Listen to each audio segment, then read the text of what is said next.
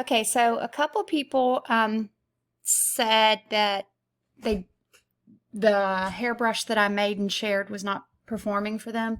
So I wanted to see if I could figure out how to help them. The brush that I made works both as a cloner and as a paint brush. So you can either clone an image or you can add paint to it and paint. So I'm going to show you on this guy right here. His name's Buddy. And I chose him because he has both short and longer hair that I can paint for you.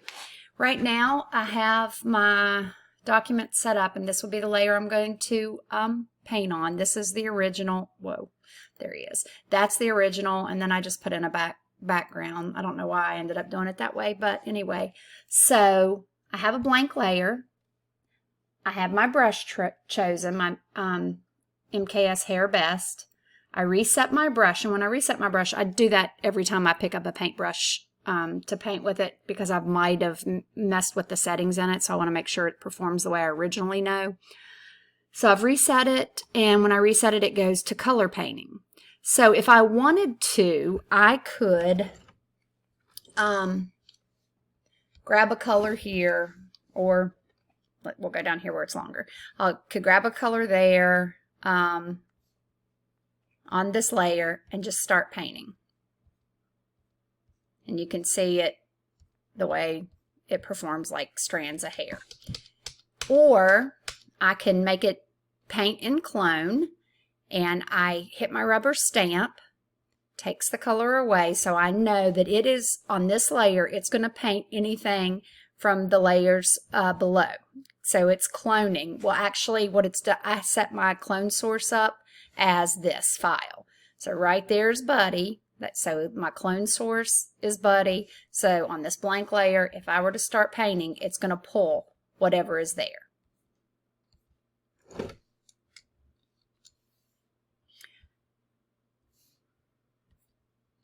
And I just use wispy. I use a art pen and a Wacom art pen and the Wacom Cintiq.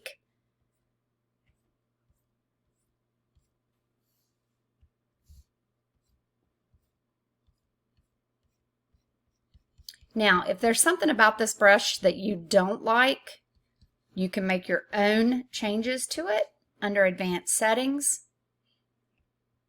One thing that I do know is the squeeze. The squeeze can make it a round brush, or it can squeeze it closer together. Right now it's about halfway, but if you increase this, you can actually make the hairs further apart. So it just depends on what your need is. But when I paint with this type of a brush, I paint loosely, freely. I'm not sitting here doing real hard short strokes. I'm actually wisping out to because it's hair and I want it to look more realistic. Like up here on an ear, give him a little bit of hair that would fly out. I'm going to reset my brush to get it back to the squeeze that it was originally defaulted at. And then I'm going to go back to the clone and paint some more and see those little wispy hairs. So it works on short hair also.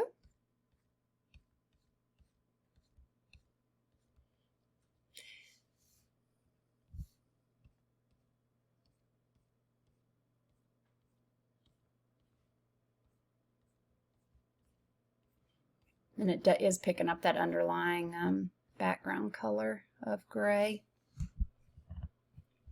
and throwing it in there sometimes, but that's okay.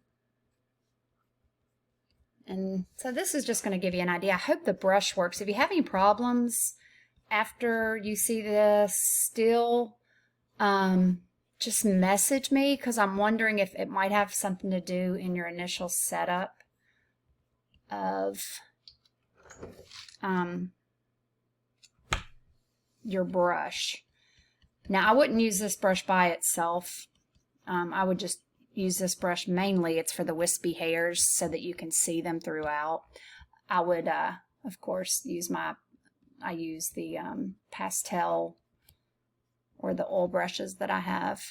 But hopefully, if you play with this brush, you'll see.